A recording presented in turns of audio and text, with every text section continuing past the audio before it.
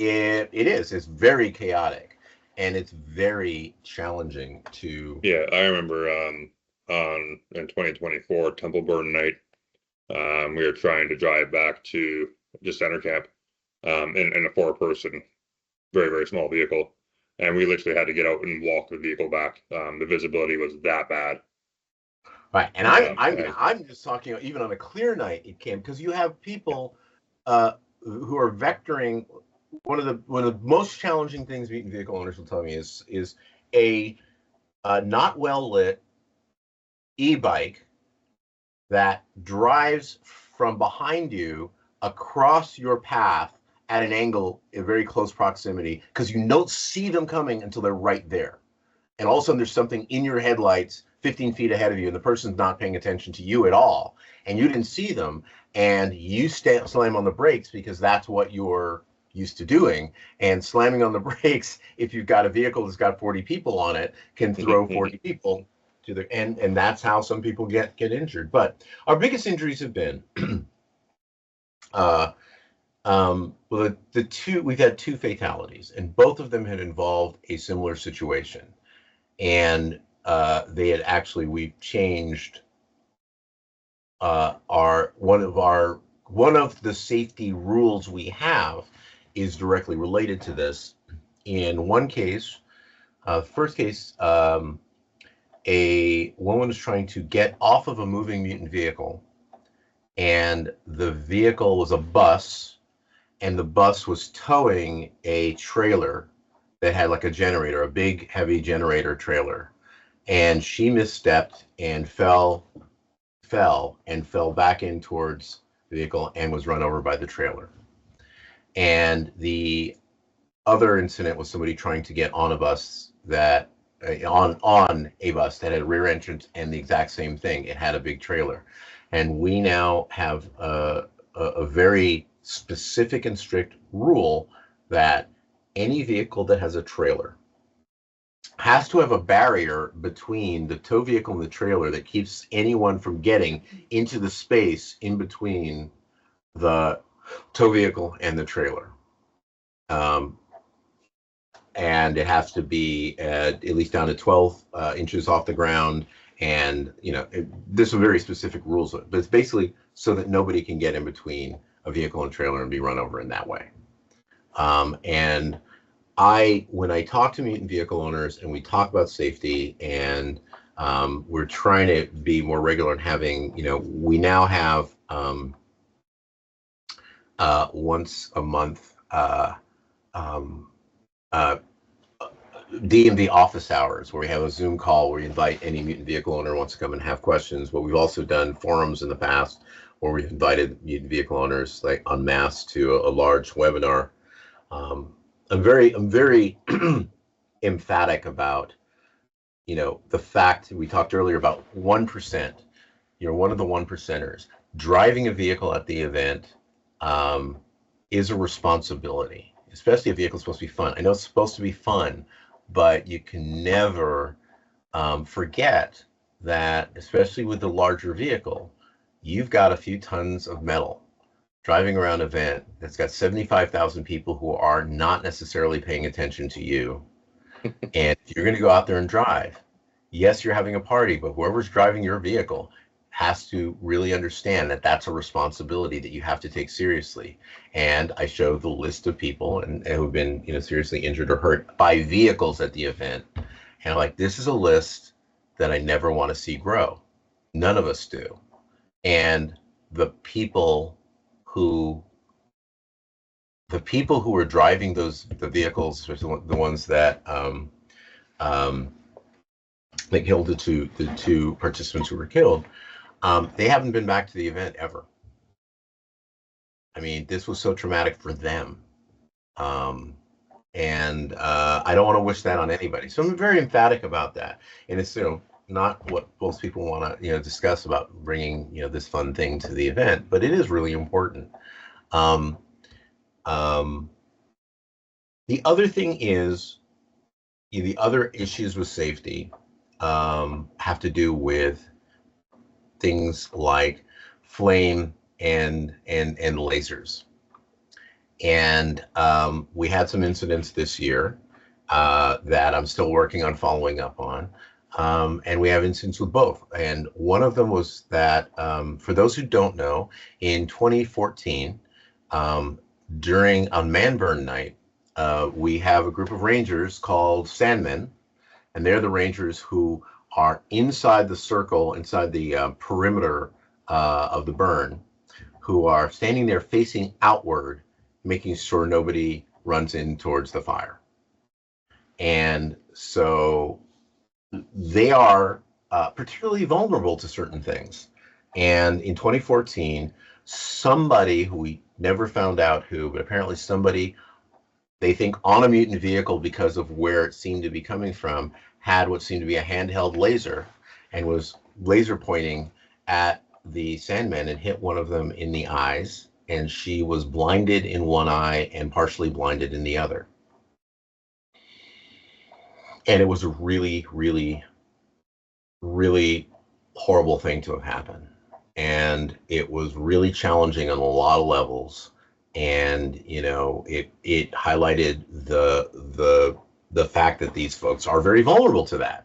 And because of that, we no longer allow, we do allow, have allowed, you know, lasers on mutant vehicles. They do have to be inspected.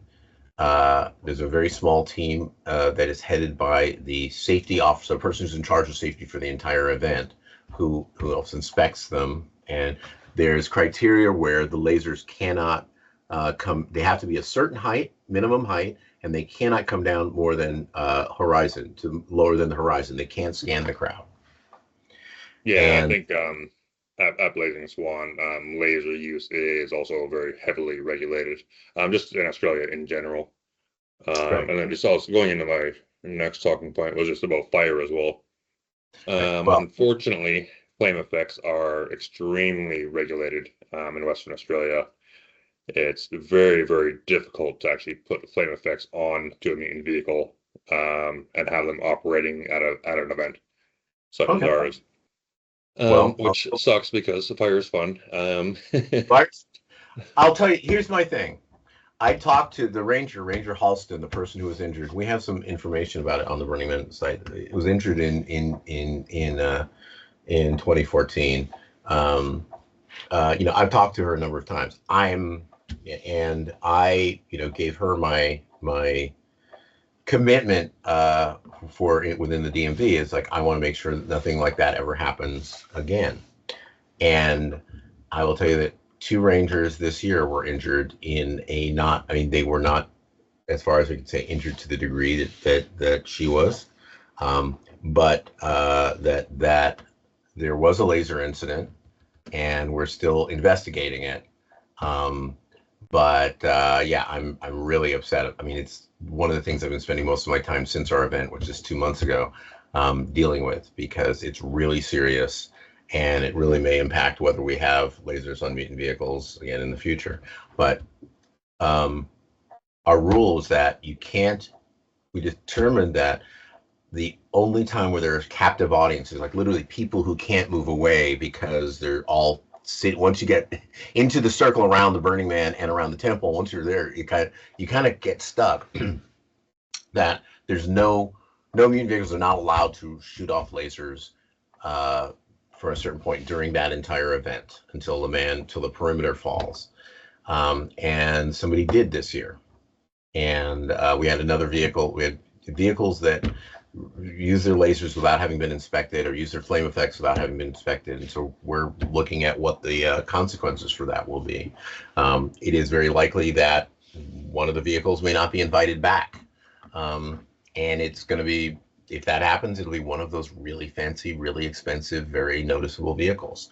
And that's unfortunate, but it is just absolutely not, it is not viable that for the pretty lights, we put somebody's well-being at risk.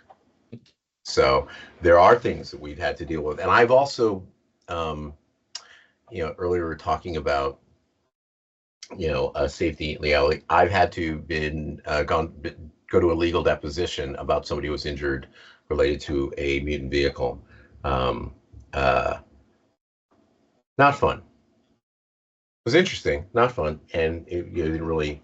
Um, it wasn't really something. It was, I won't say it was frivolous, but it was a little bit of a stretch to try and hold Burning Man accountable for somebody doing something dumb. But um, for the most part, we don't have a lot of issues. Oh, we also that this year somebody there was a mutant vehicle that ran over the legs of a participant who was sitting on the ground in a place then without very many lights, and it got pretty interesting. Um, there are laser glasses wouldn't work. They're just the wavelength is unknown, and it's night. We've actually that is something that's been discussed. I guess, yeah, let's go to the next question here. Is there any surveillance tech that could be used? What do you mean by that, Nick? Welcome to throw on your mic. We can open up the general question as well. So do you mean like surveillance techs, like yeah, I was just thinking, is there any webcams to scanning? use? Yeah, if Sorry, there's go any ahead, Nick. scanning, image scanning techniques that would determine the origin point of a laser that was Oh, seen the in the thing cloud. is, knowing the origin point isn't the issue. Yeah. We know exactly who did it. We again we're we're sort of in conversation with them, although they realize that what they've lawyered it up. I'm sort of in the middle. We might be able to talk about it some other point in time. It sounds like you've got your hands full. Yeah. Well, I'll just say this. I think it was egregious. I think it was somebody who I had actually met on Playa. I think there are people who have that their level of wealth does not bring along with it a level of responsibility and care. Privilege is a thing. I'm.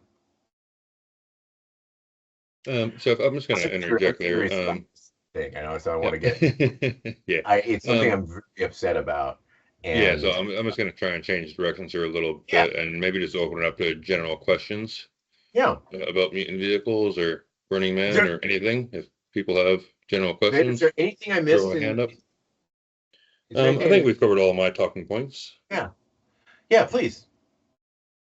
I was gonna one of my questions about fire was gonna be, like I said, like where fire is really hard at our event. On the bigger vehicles, do you have any idea how much propane they go through over the course of an event? Just for fun. So I don't know if folks are familiar with the vehicle that I know uses, I believe, the most propane is El Polpo Mecanico, and if you're not El Polpo Magnifico, the large flaming octopus. And if you're not, you should look it up. But they go through just gallons and gallons. They go through tons. I think they go through like $20,000 worth of propane during the event. Oh yes, I meant to share this earlier, but if folks want, I just shared my link to my webpage that has a bunch of my photos going back to 1994, and this is the actual 1994 gallery, so you can see some of the things I've seen over the years at the event. Nick just put another question up. Pros and cons of like a totally custom built vehicle or using a base vehicle. Was that correct, Nick? Yeah. All right. Well, so when we talk about the no-show rate, every time when we go back and sort of find out why people didn't show up at Burning Man with their vehicle that they applied to and they put so much work into, it's that most people do not start a mutant vehicle with a brand new, like a 2025 Prius is not your common base vehicle. Usually it's the cheapest vehicle they can find, so it's some barely running something or other, and because that's what they're willing to cut up and make into something. So the biggest challenge people have is keeping their mutant vehicle running. Yep, tell me about it. Yeah, and I think with from scratch custom builds, that is often less. They're different problems, but we see less of those problems. For the total from scratch build, they're usually starting with newer components or this and that. But it really depends. I mean, there's such a variety of skill levels and capabilities. I mean, from our perspective, we don't care. We don't care. We what we care about is, does it meet our criteria of mutation? Does it look unique and interesting? Again, there's a little artistic stuff in there, but mostly it's, hey, have they created something that's interesting to look at that doesn't look like a golf cart or an ATV or a Chevy? Yeah, and is it not visibly unsafe? Those are kind of the key. Are you seeing Thanks for that. Oh, yeah, I'm reading. Yeah, pitfalls for New Mutant Vehicle. Oh, so see, this is what you should do is join one of our DMV office hours. Yeah, but same thing. They're on at 3 a.m. here in Australia. Right. So hey, if I can do it. So I think the biggest pitfalls is not giving yourself enough time. It's like build it over years.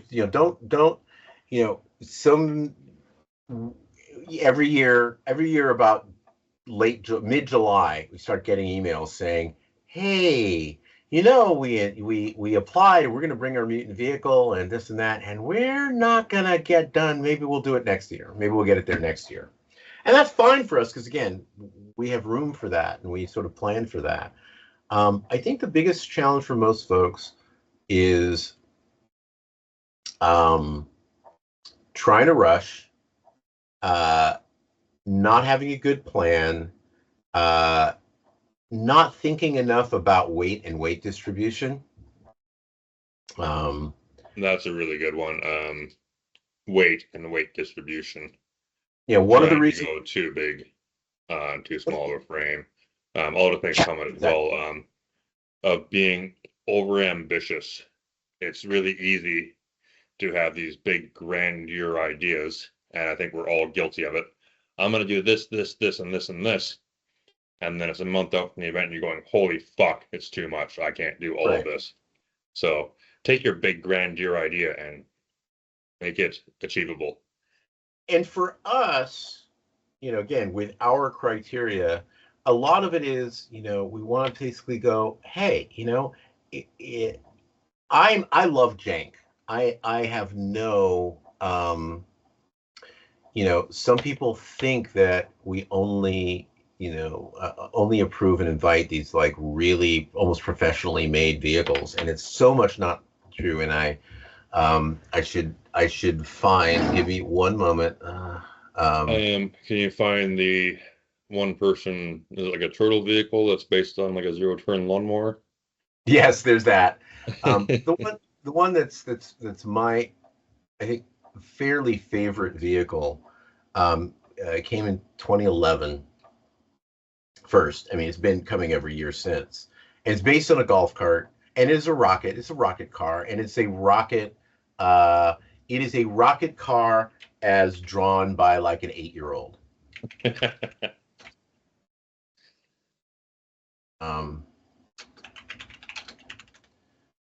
See if I can find.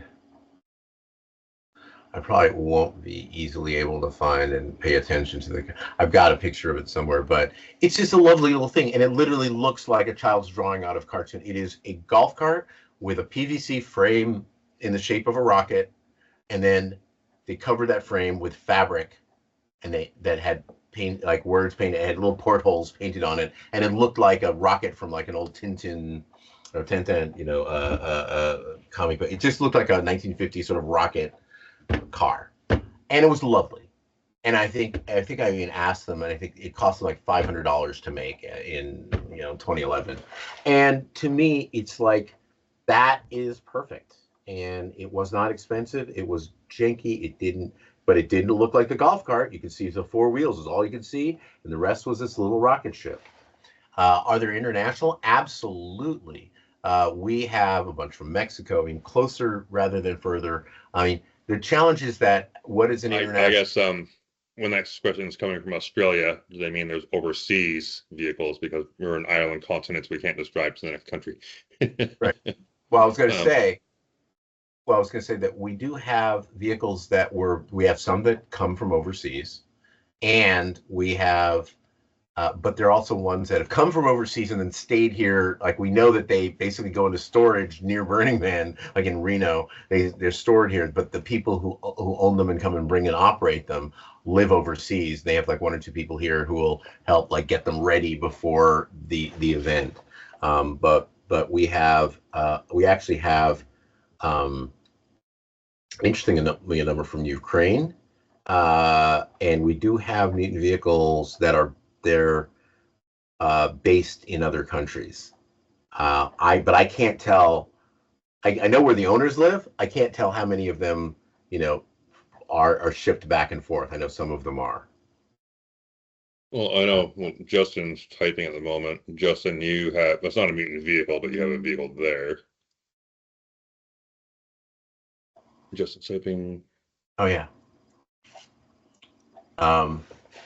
What else? I mean, I'm curious about what your biggest challenges are. So I guess one of the things we've identified at our event is literally transporting vehicles to site has been one of the biggest challenges. Obviously, all of our vehicles are all like home built, small group of people. We don't have any philanthropists that are funding our projects. But no, one of the biggest issues we have is logistics, actually getting the vehicles to and from site. We're about a 3.5 to 4 hour drive out of Perth to site. And that's one of the main reasons that we have brought around mutant vehicle grant funding. We started that last year. And our main motivation for that was to give people assistance with transport, be that trailer hire, putting their vehicles on a flatbed. This year, so with Blazing Swan, we have a few trucks that go from our depot in Perth out to site. We'll be able to put vehicles onto a low loader trailer to get them to site and back. Also, just with grant funding, giving people some funding for the cost of mutating their vehicles. I think we're one of the only or very few regional burns that actually offers that as part of our grant funding. Yeah, I wish we had more of that, and it's something we keep discussing. We're at this sort of, well, there's some challenges there. Actually, but that brings up two things that I want to suggest to you guys. One, spend some time as you go along. Okay, my experience is a great example. When I first came to Burning Man, I could not imagine it being what it is now. And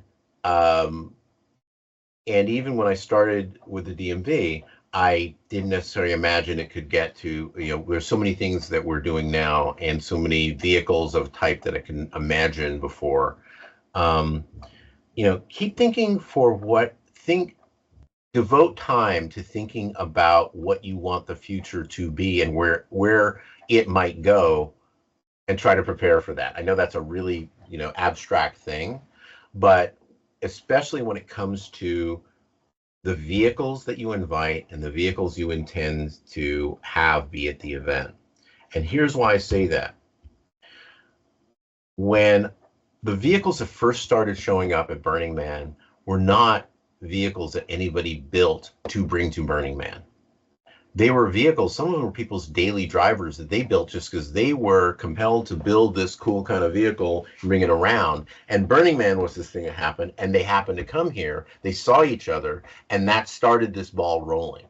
We didn't have millionaire mutant vehicle creators. We didn't have these giant party barges. We had things that people made themselves for their own reason that happen to connect with other people out here. And I will, be honest, I prefer the vehicles that are put together and built by the people who bring them. And I also know people who build vehicles for other folks, and I love those people, and I understand why. But to me, Yes. that's a separation, and we don't discriminate. We invite everybody, and they show up the way they can. And there's not really a way for us to, we can't tell who builds a vehicle. So there's not a way for us to filter that out, even if we wanted to. I think right now we're very much at the stage where all of our vehicles are community built. Yeah, and that's great. The majority of our mutant vehicles are built by theme camps, community funded, aside from the small amount of grant funding we're able to offer. And it's been interesting in the last couple of years to see the level of mutation actually has increased. Absolutely. Oh, and it will because people will see and be inspired by what they see. And I mean, I've said this for years, that I believe that, for me, one of the greatest gifts that Burning Man brings is in the Burning Man events is the gift of inspiration. It inspires people to do something or to do more. And the thing is, I'm just saying, plan for that. Like, plan for, people will do more, and some people will put more money into it. But just keep, if there's a way, I don't know the way of encourage, the more you can encourage people to build it themselves, the more you can encourage people to make these. If you want to bring something, make it yourself. Don't aim to be the polished. Don't aim to be whatever it can be. I would love it if we had fewer of the bigger vehicles. Those other vehicles have their place, and I know some of them that are pretty big that were handmade built by a group of people who really had some skills. Anyway, the slowest vehicle. We have a lot of things. Sorry to interject. One of the things that I'm really proud of within our community is all of our mutant vehicles are very much community projects. We've created a community of friendship and knowledge, and we're all helping each other out with different mutant vehicle builds. Yeah, that's one thing I'm really proud of, is we're actually creating a community of builders and creators, inspiring each other to build these horrible ideas. Yeah. I will share one other thing here. Yes, we have some very slow. I mean, we have, of the 800 vehicles we invite, some of them are built on wheelchair, electric wheelchairs. This is a piece I wrote last year, or I punched earlier this year, but that was me reflecting on my first 30 years of Burning Man. And it just talks a little bit about some of the stuff that I've seen and done. But it focuses, some of it is on the idea of awe and inspiration. The slowest ever. Well, the trouble is every vehicle can go. Is it slowest top speed? Like I said, the Turtle Invader mentioned, we have some pretty slow mutant vehicles, and and it's hard to tell how slow or fast some are, given our 5 mile an hour speed limit. But what else? Any other questions for me? Anything else you'd like to know from my? Let's see. I saw the flag mentioned. When we were doing the bait program at one point, we did give flags out, and flags are a great idea. See, that's the problem, is the setting the expectation to keep,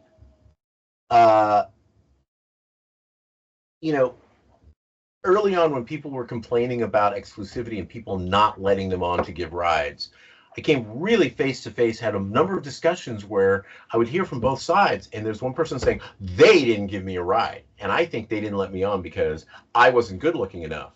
And the other side is like, we had 20 more people than we were supposed to have on our vehicle, and it was sagging, and we were leaving, and this drunk asshole came up and said, "You got to give me a ride." I'm like, it's not about, you can't demand a ride. They're not a taxi. And, we had to pull back from some of the language we had because it was giving people the impression that because a mutant vehicle might give rides meant that they could demand them on, that they could give rides on demand. And then they would complain when they didn't get it. And so we have a mutant vehicle guide for passengers that sets out some guidelines as to how to approach mutant vehicles, and then for how mutant vehicle owners to respond of, yeah, sorry, we're full at the moment. Our venue's small enough that it only takes 20 minutes to do a lap. Well, the thing is, though, you said, and we have had similar incidences where people have demanded rides, and even like trying to pull status, like, you don't know who I am. And it's like, no. So, I know. No. Oh, you should see me when people tell me, I've had a few people. And we very much put it into the mutant vehicle owners' consent. If you don't consent to giving them a ride, that you're absolutely in your right to say no. Whilst we encourage giving rides if you're over capacity, or if you're literally trying to go home for the night, you can just say no. Right. And it's a challenge. It's the thing about expectations and privilege. Our problem is, no matter what, we can't effectively communicate to all 80,000 people at Burning Man, anything. Correct. Because it doesn't matter if we put it in the guide. It doesn't matter if we hand you a piece of paper when you show up at the event. It's a city. It's a city full of people with all of these different expectations, and it's a real challenge. Oh, interesting. Yeah. Slowly. Anyway, what else? Anything else for me that I can tell you from my. Does anyone else have any questions? You can raise your hands or put them in the comments. Billion years of burning. I mean, all I know, I'll just riff some more. One of the biggest challenges as any event organization grows is that it becomes by its nature more bureaucratic. And I keep saying that my goal in whatever part I play with the DMV is to try and make sure that we never become so bureaucratic that we're as bureaucratic as the real world Department of Motor Vehicles. But it's hard sometimes because, there is a bureaucratic aspect that has to be there for what we do. Some of it's the safety stuff. We can't invite all the vehicles. And what I try and offset that with, especially every time I communicate with mutant vehicle owners, is try to make it as real as possible, try to make it as human as possible, and try to remind all of our volunteers. Again, we have a big, smaller crew. We have 100 and something, 130 volunteers. Is never get so focused on the bureaucracy that you're not engaging with the people.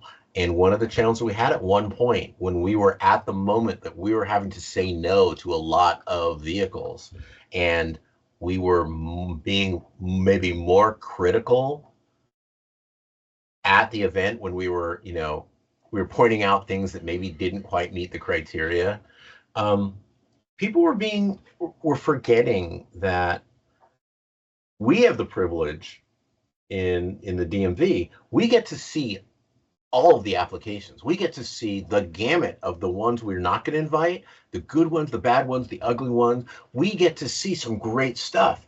And it's hard for some people to not get jaded by that. When you've seen a perfectly, amazingly built vehicle that is polished and lovely, and it's really a nifty thing, and it's the best a mutant vehicle can be, and then the next one is kind of janky, you've got to recognize that the janky one may have had more heart, soul, and personal time, effort, and money put into it by that person, you know, in a visceral way than the big one that they saw that was, you know, maybe partially built by professional. And from my experience, the biggest thing I get out of building a mutant vehicle and that is the time we actually spend building them. It's not that we go to this event for 1 week out of the year. It's the Right. 6 months before the event that you spend with your friends, essentially fucking around and finding out. Spending weekends in the workshop. That relationship is the biggest thing for me that I get out of this kind of thing. Well, and so to encourage that to me is the biggest thing. Is like spend the time making art, you know, that moves. Yeah, the point I was getting to is like I had a really disappointing report a few years ago where a mutant vehicle owner, you know, said, "Look, you know, I came in for inspection, and the DMV volunteer kind of was basically telling me everything I did wrong, and was sort of, you know, was really critical, and they described the way, and I can't remember the very specifics of it. And I just came back to the DMV crew and said, look, you know, somebody did the equivalent of telling somebody who walked up that their baby was ugly. We never want it. It's like, we're going to license it or not. We can give guidance, but we should treat everybody who has shown up at the event with a vehicle has put a lot of time, effort, and money into making this vehicle. And it may not meet our criteria. And we might end up having to say no. But that doesn't mean that we can be dismissive of it. Just because we've seen an El Polpo Mecanico doesn't mean that this other little vehicle is not as worthy of consideration. And, you know, can be hard when you see a lot, when you can see that somebody else did something better with one of my big takeaways from sitting in on the mutant vehicle review panel with you guys last year, you kept on making the comment, we're not here to judge art. Yeah.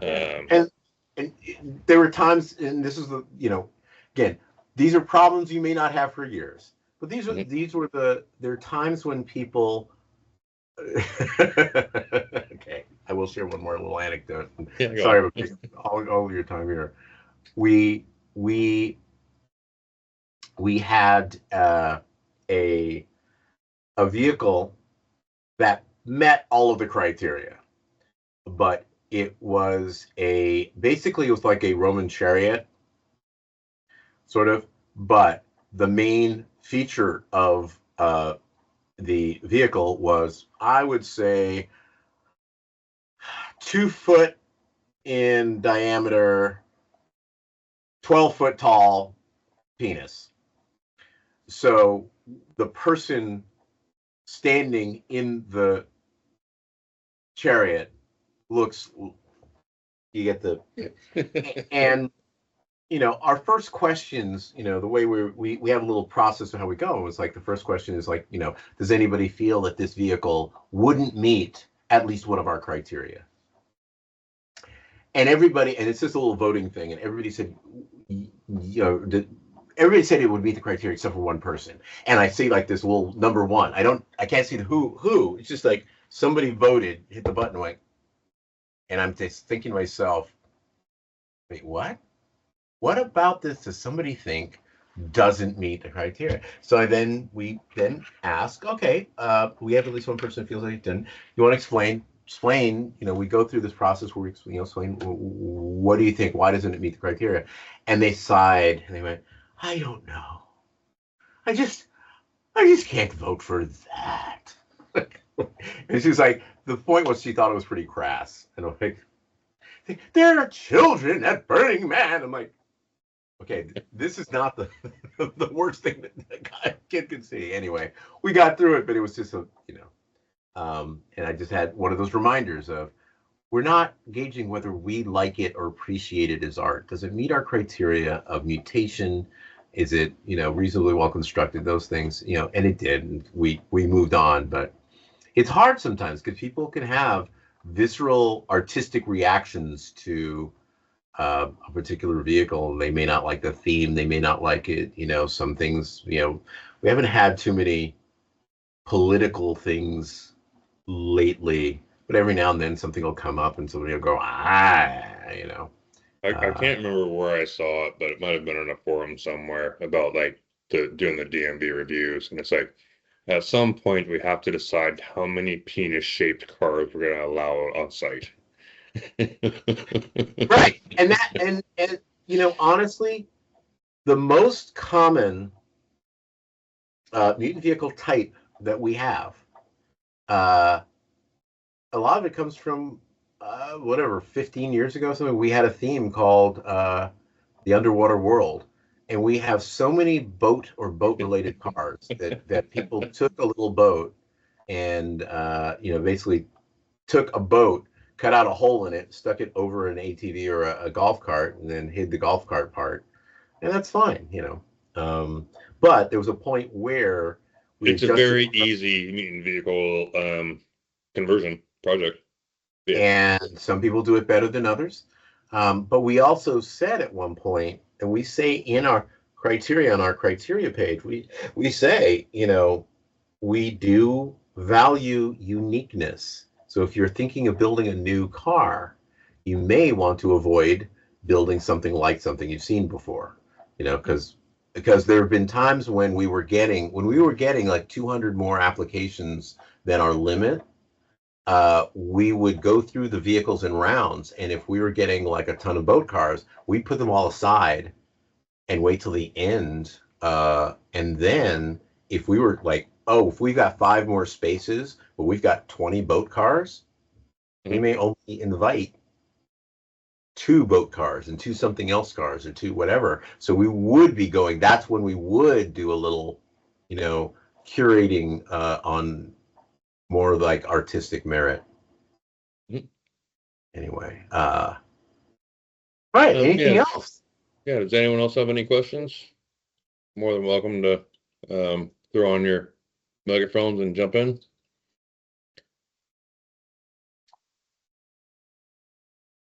All right. Anyone have any questions for me? Oh, probably shouldn't do that because I'm going to get bombarded. Yeah. Well, it's been a pleasure joining you. I hope I'm talking to you for an hour and probably exacerbated by my not quite having had a full night's sleep. If you ever have any questions, Chef, you can email me directly, chefjuke@burningman.org, or the DMV, which may still get answered by me at dmv@burningman.org. We answer questions year round. I'm a little, I gotta admit, I'm a little jealous. You guys are, small, and comparatively, I think you have your own issues to deal with, but I kind of long a little misty-eyed of the days when things were smaller and easier, and I didn't have to deal with, having to communicate with billionaires and their mutant vehicles that behaved badly. Hey, I would love to come over. In fact, we just have restarted. You should absolutely come here as part of that's the other thing I was going to plug was the regional lead co-learning program. I don't know if we have any Blaze leads in here tonight, but Burning Man has an excellent program for a regional lead co-learning program, and we're trying to expand that to other regional burns as well. For the locals here, David Cake is our regional Burning Man contact. If anyone wants to go to other regional burns and do like a co-learning program with any other department, that's very easy to organize. And we just started internally at Burning Man, opening up for more of our staff to be able to go to regionals on the org. So we'll see, because and for those who know, in addition to all of that, I was on the board of directors for my local burn, or not, it's about a few hours from me, in Oregon, which is Soak. And I did that for 2 years, which was a great experience. It was loads. And let's see, how many people attend Blazing Swan? I think we're at 3,600 is our cap at the moment. So Soak is about half that size, so it's Yeah. even smaller. And I think it's had two mutant vehicles. They did 2 mutant vehicles that didn't even really need licensing. It was just like, oh yeah, those are the 2. Yeah, go ahead. But no, absolutely. If you want to come to Blazing Swan, let me know, and I will facilitate that. Well, we'll see. At some point. I'm way overdue. Yeah, anyways, well, I'll stop recording this one, and then. And yes, Kiwi Burn too. I'd love to. I haven't gotten over to that.